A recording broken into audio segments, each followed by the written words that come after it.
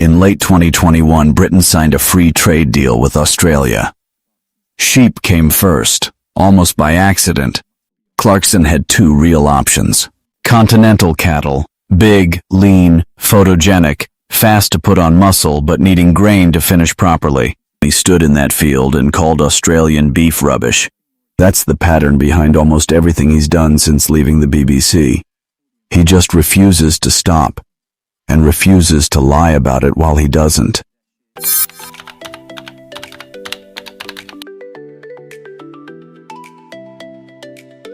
Here's the part almost nobody remembers. Jeremy Clarkson didn't want cattle, not even slightly. When he took over diddly squat, the plan was arable land, wheat, barley, rapeseed. Crops that don't argue back. Crops that don't get tuberculosis. Sheep came first, almost by accident, because a neighbor suggested it and the fields needed grazing. Sheep were manageable. Cattle were a decision. And decisions like this one, for Clarkson, only ever come from one place: anger. In late 2021, Britain signed a free trade deal with Australia. Tariffs on Australian beef started coming down. To a man who'd just spent a year learning exactly how thin his own margins were, that didn't look like trade policy. It looked personal. So he did what he always does when he's angry. He said it out loud, on camera, with none of the caution a trade journalist would have used. Everyone assumed that was the whole story. It wasn't even close. Because underneath the outburst was an actual strategy, one he didn't have the vocabulary for yet, but was already living inside his own frustration. If cheap imported beef was coming, competing on price was a losing game before it started. The only way out was to stop playing that game entirely. Sell something a supermarket shelf physically couldn't touch. That meant buying cattle, and buying cattle meant walking straight into a world he understood nothing about. He's admitted this himself, on camera, with zero deflection. It's been a year of total disasters on the cow front. I shouldn't have had cows. It was a mad thing to have got. Remember that line. It's going to matter more than it sounds like it should. Because the moment he stopped pretending to be competent is the exact moment the audience started trusting him. That's not a coincidence. That's the whole business model, and we're only 3 minutes in. Now here's the choice that actually reveals something. When it came to picking a breed, Clarkson had two real options. Continental cattle, big, lean, photogenic, fast to put on muscle but needing grain to finish properly. Or native British breeds, slower, smaller, unglamorous, built for exactly this rain and exactly this grass. He went native. Beef Shorthorn. Strip away the car show one-liners and the reasoning actually holds up. Continental breeds were built for drier, steadier climates and often need supplementary feed to develop the fat that gives beef its flavor. Native breeds finish on grass alone, because that's the diet they evolved for. No feedlot, no imported soya, just rain, time, and a field in Oxfordshire. And there's a taste argument hiding in there too. For years, the industry pushed lean beef as the healthy choice, and continental breeds fit that trend perfectly. But what chefs actually chase now is marbling, the fine threads of fat that turn a steak from shoe leather into the thing people pay a premium for. Native breeds like the Shorthorn deliver that naturally, on nothing more exotic than English weather. So when he stood in that field and called Australian beef rubbish, he wasn't just being loud for the cameras.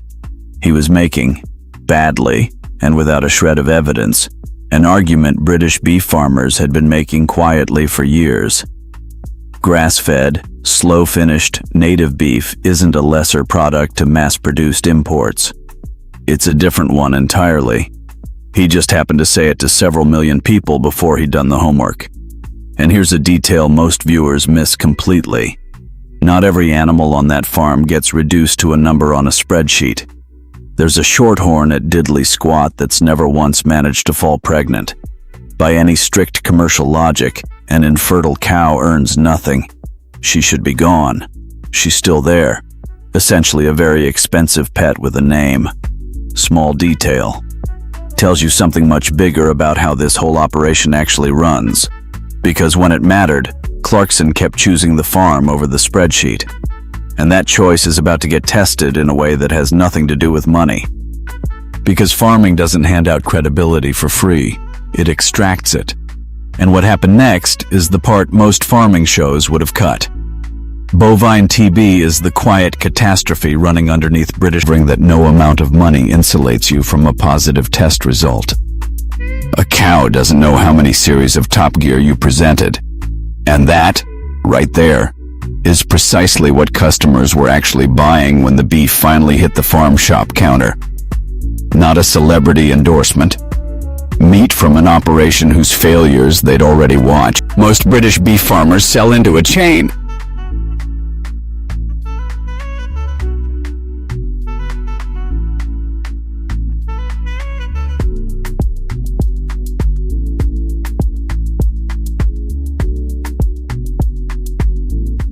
The diddly squat farm shop, sitting next to the potatoes and a burger sauce the label describes, in exactly the tone you'd expect, as made from beef that didn't die of boredom.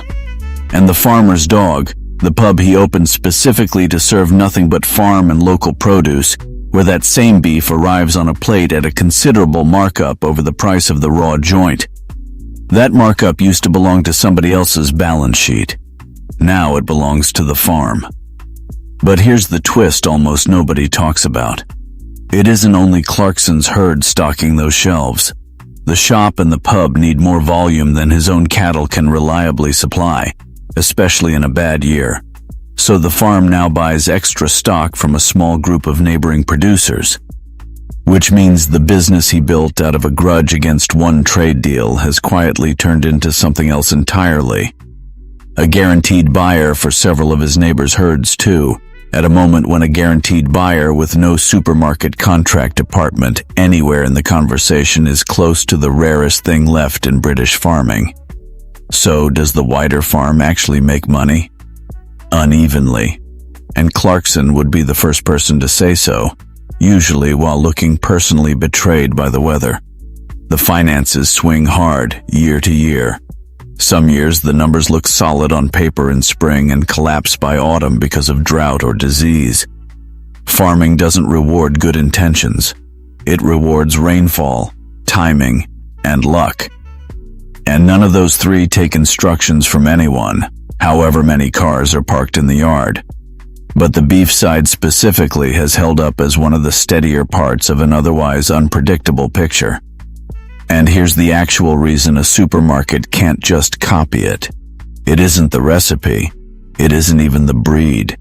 It's that no marketing department on earth can manufacture years of a man's genuine, occasionally disastrous filmed relationship with the specific field your steak came from. That's not a supply chain advantage. It's an emotional one. And emotional advantages don't show up on a balance sheet until a competitor tries to buy their way into one and quietly fails. Now go back to that original sentence. Australian beef is rubbish. No evidence behind it. No research. Exactly the kind of loud, unverified claim critics had spent his entire career accusing him of making. In the narrow sense, they were right. But look at where the anger actually took him.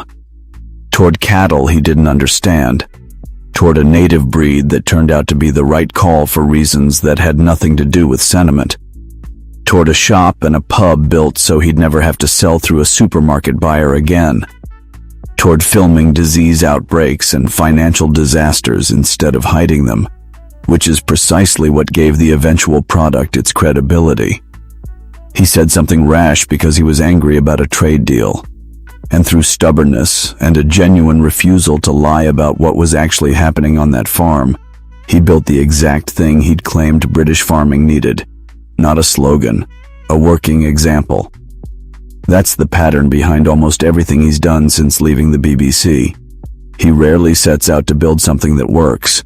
He just refuses to stop, and refuses to lie about it while he doesn't. And somehow, that keeps being enough. There's one more thing worth knowing, and it's the part we're covering next. What actually happens to this beef business the day the cameras stop rolling for good? If that's a question you want answered, hit subscribe now, because that's exactly where this story goes next.